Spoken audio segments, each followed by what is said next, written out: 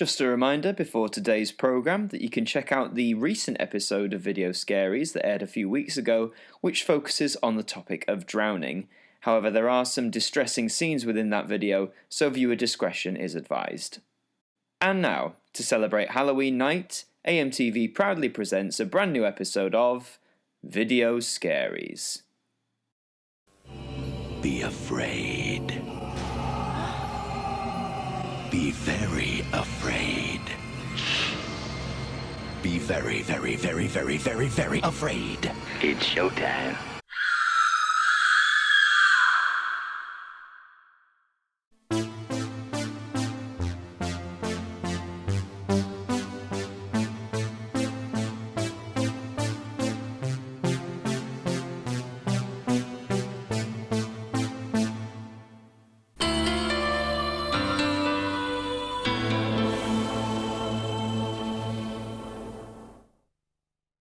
Hello, and welcome to Video Scaries, a series where we look at the various bits and pieces of video that scared us senseless as kids, and we'll see if they can still scare us now, all these years later.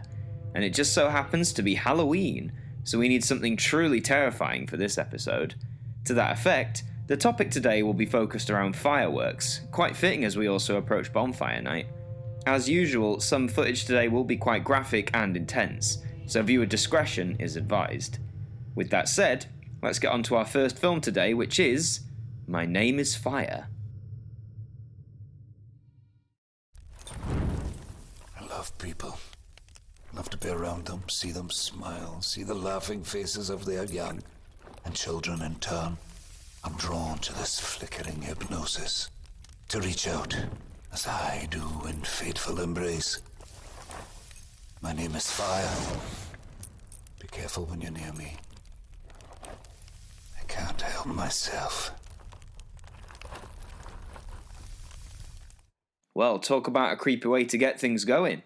So first off, this rock fire monster thing is scary in the appearance. For me, it's more the glowing orange eyes. There's something about them that are just so unnerving to me. I also really love the way the actor delivers these lines, particularly the last one of, "I can't help myself."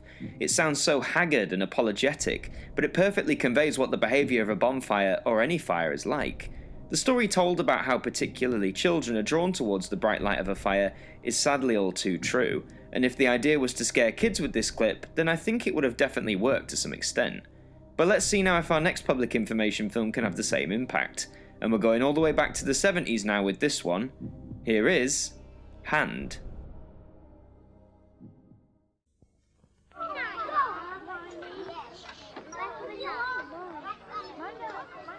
Even a sparkler can be dangerous if you don't take care. A sparkler stays hot even when it's out. Make sure your child doesn't start November the 6th like this. And here we see the start of shock tactics. What I mean by that is that the centrepiece of this film is the devastating effects touching a hot sparkler can have, such as the loss of or major damage of fingers. To see this little girl holding up her hand after the event is truly harrowing, and the narration used perfectly builds up this moment, making us fear as audiences that we don't want to wake up on November the 6th with the same gruesome fate. The use of blood isn't too graphic here, unlike some other clips that incorporate the same tactic, but as I said, short but very striking in how it delivers its message. Sticking around in the 1970s, let's take a look at our next film today and ask ourselves, where's your child tonight?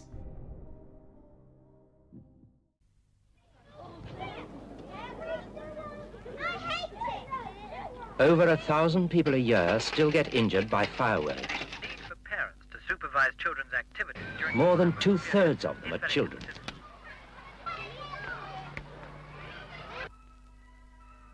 Do you know where your child is in the weeks up to November the 5th? Out collecting? Getting fireworks from older children?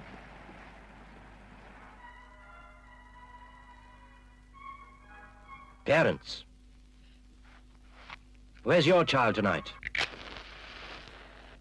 Where's that boy?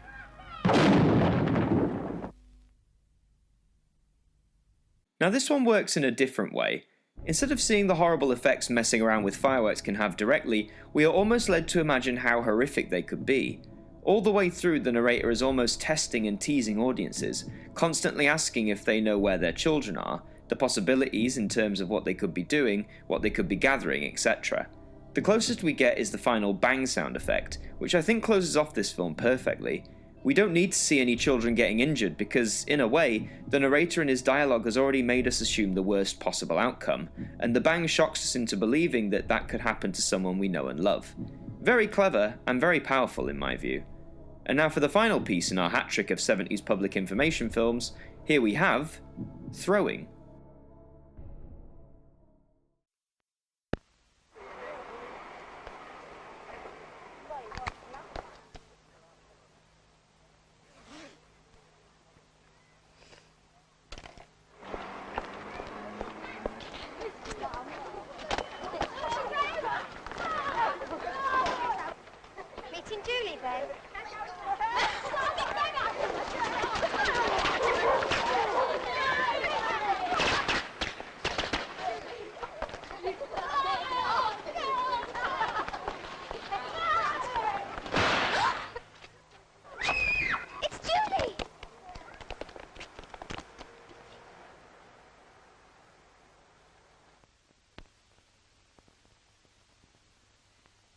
I have quite the mixed feelings on this one.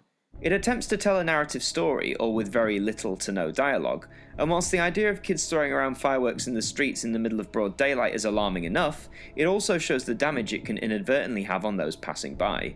Whilst it works enough in delivering the message that you shouldn't throw fireworks around, for me it lacks any real punch. It just sort of seems very run-of-the-mill and not very tense or scary at all. Also, the final shot, where the camera zooms out, seems very out of place. There's no closing narration, there's no tagline or message that appears on the screen, we just get a distant shot of the crowd of kids. It feels very misguided. So ultimately, this isn't the most effective or even memorable firework film, and maybe best if it remains mainly forgotten. However, from the 70s we now jump forward to the 90s, and our next film of the day, Blast Off.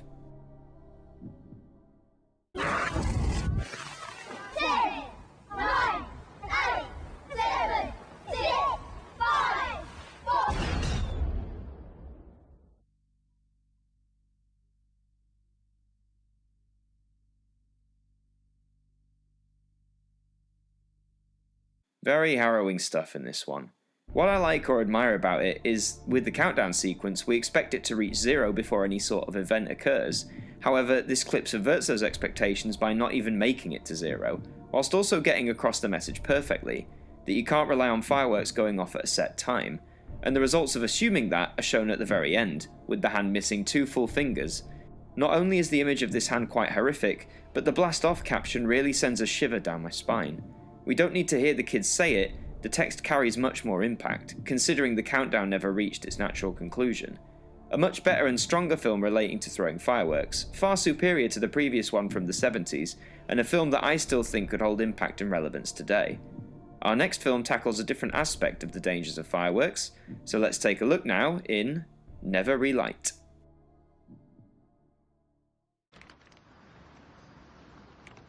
You keep your fireworks in a bag.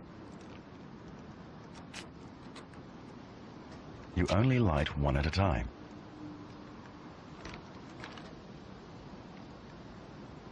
And you always use a fuse.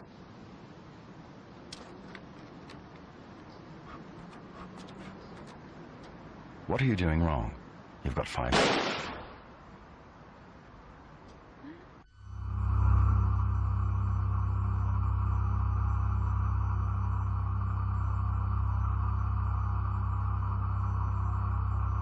I find this one very suspenseful. I think why that is the result of a few key factors. For one, there is no overbearing music, only the background noise of the area that this boy is in. Secondly, the use of narration and dialogue is timed perfectly. It's not too frequent and not too sparse either, coming in every now and then, making you want to hear more to fill you in with the story before the eventual tragedy occurs. I also like how the narrator is cut off with the exploding firework, leaving us, and the boy in the film, shocked at the outcome, his hand damaged beyond repair. Relighting fireworks has always been a massive no-no, and if that's what this boy was attempting to do, then I think this film accurately gets across the increased risks of trying to do so. When relighting fireworks, you basically cannot put a timer to it, because who knows when they'll explode. But now, for our penultimate film today, we're going back one more time to the 70s, and see if it delivers in parents. Why's she always on about this kid of hers? Oh, I don't know. I said to her last week, I said, you know, you worry too much about Stephen. He's leaving school next year, that'll soon sort him out. Yeah, well, that's her lookout, isn't it? Should have been stricter with him at the right time. Yeah, well, you're too strict, you are. I'm not strict, I'm fair. Not our Kevin in the arm, is it? Yeah, well, you can't hold kids back, though. I'm not saying hold him back. I'm saying there's such a thing as discipline. Fair discipline. Oh, I still say you've got to draw a line. Anyway, where is Kevin this afternoon? Oh, I don't know. I think he said he was going round to see Stephen. Yeah, that's another thing I don't like either. Them playing together. There's enough kids round here, judging by the route the weekend. Jim! If your child was killed or badly injured in a firework accident like this, you'd probably blame the parents of the other children. But your children are your responsibility. Make sure yours aren't meddling with fireworks this bonfire night. Impactful, but very, very formal. I like the story narrative we have here being told to us by the two parents, mainly critiquing and describing other parents and how they raise their child. All the while, unbeknownst to them, their own child is involved with this kid and messing around with fireworks, ultimately resulting in him being severely injured and taken to hospital. My critiques here partly involve the way it's shot, because throughout we have the narration of the parents, often interspersed with footage of the kids playing and then getting hurt, and whilst it's clear we have two stories to begin with, towards the end it gets a little muddled. Also, after we see the mother react to the news of her son being injured, we then cut into this long panning sequence whilst a very formally spoken woman addresses the audience about how we should take responsibility for our own kids, instead of blaming other parents. Which, don't get me wrong, that is completely a fair point to make, but also it just comes off as so dull. You've had all this built up and intrigue with the story and you just want to finish it with some lecture speech? I'm sorry, I know it had good intentions, but it really just doesn't do it for me. Never mind though, we have one more film to look at, and I believe this one, for me at least, is the most harrowing of them all. So here is Visit.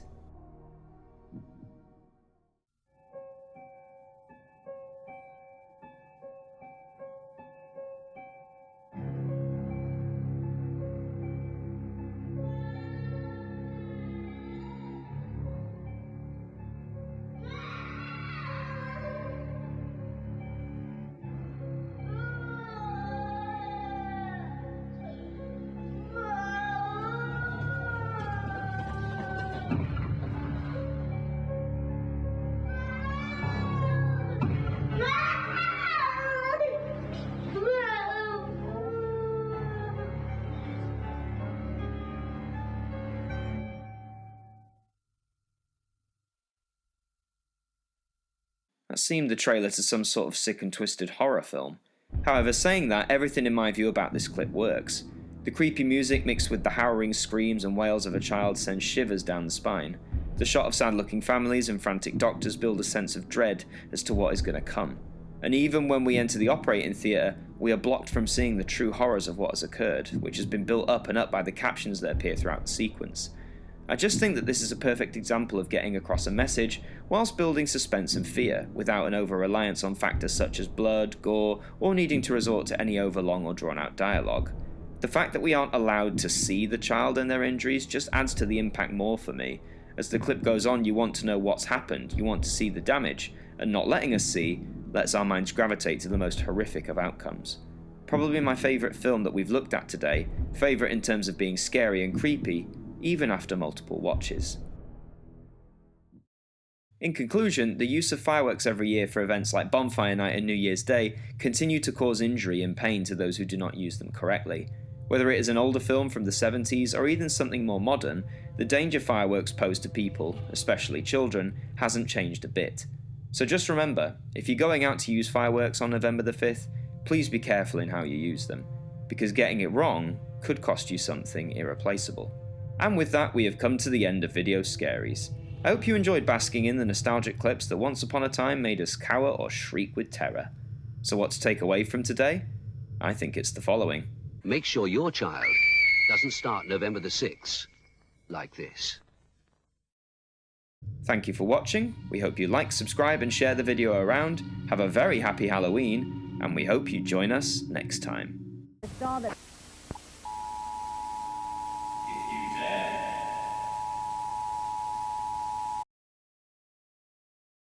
Well, that brings us to the end of another episode of Video Scaries, and that does mean that AMTV is closing down for the night. We thank you all for watching, we wish you a very happy Halloween, and also, happy Brexit Day!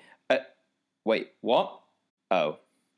Yes, that's not happening, is it? Good night.